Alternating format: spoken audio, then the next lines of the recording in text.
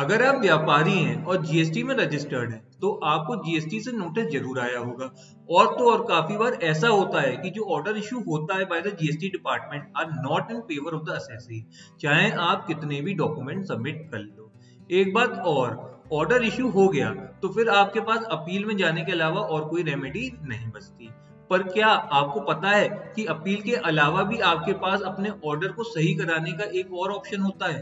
तो आज के वीडियो में हम डिस्कस करेंगे क्या है ये ऑप्शन, क्या हर कोई इसका बेनिफिट ले सकता है या इसकी कुछ लिमिटेशंस भी हैं, कौन कौन अप्लाई कर सकता है, and last but not the least what is the time limit. तो मैं हूं सी अंकित अग्रवाल और आप मुझे देख रहे हैं अपने यूट्यूब चैनल टेकजी में। वीडियो को अंत तक जरूर देखें और हाँ, चैनल को लाइक और सब्सक्राइब करना ना भूलें।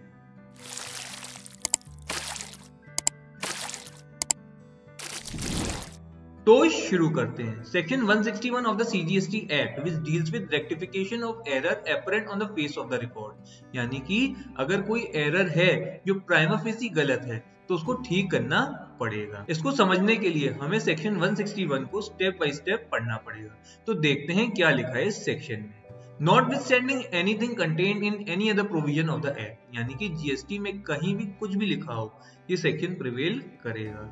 Any authority who passed or issued any decision or order or notice or certificate or any other document, मतलब अगर किसी ने भी जीएसटी के एम्बिट में पास किया हो कोई डिसीजन या कोई ऑर्डर इशू किया गया हो या फिर कोई नोटिस दिया गया हो या फिर कोई सर्टिफिकेट इशू किया गया हो या फिर कोई भी डॉक्यूमेंट इशू किया हो जो जीएसटी के प्रोसेस में रिक्वायर्ड हो, यानी कि किसी भी लेवल पे कोई भी डॉक्यूमेंट इशू हुआ हो और उसमें अगर कोई गलती है तो वो इस सेक्शन में कवर हो जाएगी।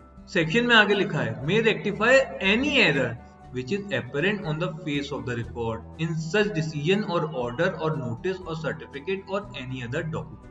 अब सबसे बड़ा और इम्पोर्टेंट सवाल कि आखिर error on the face of the record का मतलब क्या है।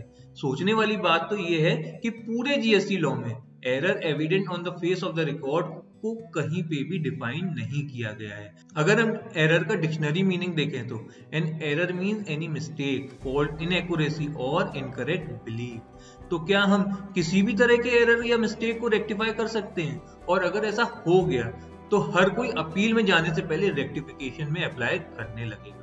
The intention of the law is loud and clear, that is अगर कोई भी ऑर्डर पास हुआ हो जो आपकी नजर में गलत है और उस मिस्टेक को दूर करने के लिए क्वेश्चनिंग करनी है या फिर आर्ग्यूमेंट देना जरूरी है या फिर कोई क्लैरिफिकेशन देना जरूरी है along with some additional evidences, तब तो वो इस सेक्शन में कवर नहीं होता है। एंड इट्स बेटर कि आप बिना वक्त गवाए अपील का दरवाजा खटखटा दें। अच्छा, तो फिर कौन सी एरर इसमें कवर होती है?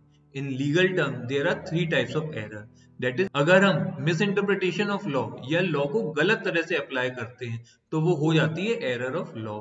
अगर हम कोई इनकरेक्ट डेटा या किसी डेटा को मिस रिप्रेजेंट करते हैं तो वो हो जाती है एरर ऑफ फैक्ट। और अगर हम कोई टाइपिंग एरर या क्लरिकल एरर करते हैं तो उसको कहते हैं क्लरिकल और अरिथमेटिकल एरर। यानी आपने कोई डॉक्यूमेंट सबमिट किया या आपने कोई रिप्लाई सबमिट किया और वो एविडेंस की तरह यूज किया जा सकता है और उसे देखे बिना या समझे बिना कोई ऑर्डर पास कर देता है तो उसे हम कहते हैं एरर ऑफ फैक्ट्स। और तो और उसे error on the face of record की कैटेगरी में कंसिडर करके रेक्टिफिकेशन ऑफ एरर के लिए अप्लाई कर सकते हैं। एक बात और, क्योंकि जीएसटी में इसको कहीं भी डिफाइन नहीं किया गया है, अगर हम इनकम टैक्स के सेक्शन 154 को कंसिडर करें which deals in the same context, तो फिर असेसिंग ऑफिसर अगर मिस इंटरप्रिटेशन ऑफ लॉ करता है या फिर आपके ऊपर गलत प्रोविजन लगा देता है या फिर किसी हाई कोर्ट या सुप्रीम कोर्ट के जजमेंट को सेट असाइड कर देता है तो भी वो error on the face of record के एम्बिट में आ जाता है और आप रेक्टिफिकेशन ऑफ एरर के लिए अप्लाई कर सकते हैं। अरे यार, इतनी सारी एरर सुन के मेरे सिर में तो दर्द हो गया। थोड़ा आसान भाषा में बता दूं। आसान भाषा में बोले तो अगर आपने कोई डॉक्यूमेंट या रिप्लाई सबमिट किया या फिर लॉ में क्लियरली कोई बात लिखी गई है उसे कंसिडर ना किया गया हो या फिर कोई क्लियर जजमेंट हो जिसे आपने कोट किया हो और उसे कंसिडर नहीं किया गया हो एंड इन द एंड कोई क्लरिकल या अरिथमेटिकल एरर हो तो उसे हम error on the face of record कह सकते हैं और रेक्टिफिकेशन के लिए अप्लाई कर सकते हैं। यहां तक तो हो गई एरर की बात। इसके बाद section tells us who can apply for rectification, यानी कि कौन कौन रेक्टिफिकेशन के लिए अप्लाई कर सकता है। तो इस केस में असेसिंग ऑफिसर को खुद कोई गलती दिखती है तो वो सो मोटो में ऑर्डर रेक्टिफाई कर सकता है, या फिर जीएसटी अथॉरिटी को कोई एरर मिलती है तो वो रेक्टिफिकेशन के लिए इंस्ट्रक्ट कर सकते हैं। And last but not the least, affected person apply कर सकता है। अफेक्टेड पर्सन बोले तो जिसके खिलाफ ये ऑर्डर पास किया गया हो, या हर वो पर्सन जो इस ऑर्डर से अफेक्ट हो रहा हो। इसी में एक बात और, क्या होगा अगर असेसिंग ऑफिसर ऑन सो मोटो कोई रेक्टिफिकेशन करना चाहता है और उसकी वजह से असेसी पे नेगेटिव इम्पैक्ट पड़ रहा है, बोले तो असेसी को उस रेक्टिफिकेशन से नुकसान हो रहा है। So in this case the authority should rely upon the principle of natural justice, that is इस केस में department should give an assessee a chance that वो भी अपनी बात रख सके, ताकि अगर वो अपील में जाए तो ये ना कह पाए कि बात सुने बिना इस ऑर्डर को पास कर दिया गया। अब एक क्वेश्चन और जो अराइज होता है, that is what is the time limit to apply for rectification of error, that is आखिर कब तक हम अप्लाई कर सकते हैं फॉर दिस रेमेडी। तो इसका आंसर है within a period of 3 months from the date of issue of such decision और ऑर्डर और नोटिस और सर्टिफिकेट और any other document as the case may be.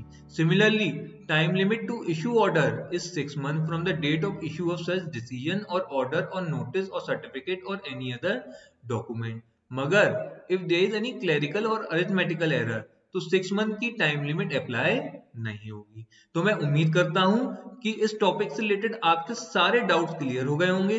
अगर आपके मन में कोई भी डाउट हो तो मुझे कमेंट करके जरूर पूछें। वीडियो को ज्यादा से ज्यादा शेयर करें ताकि लोगों को इसका बेनिफिट मिल सके। वीडियो को लाइक और सब्सक्राइब करना ना भूलें। मैं फिर मिलूंगा एक और नई वीडियो के साथ। Till then, thank you and stay connected.